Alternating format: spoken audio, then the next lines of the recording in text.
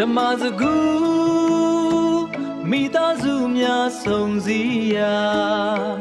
ထီလာမျိုးဦးဓမ္မစကူကြောင်းမှာပညာတွေ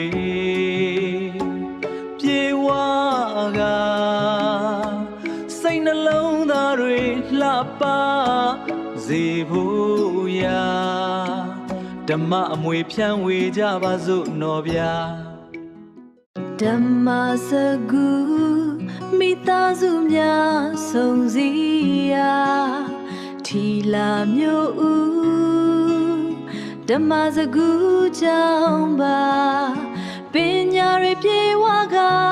စိတ်နှလုံးသားတွေလှပစေဖို့ရာဓမ္မအမွေ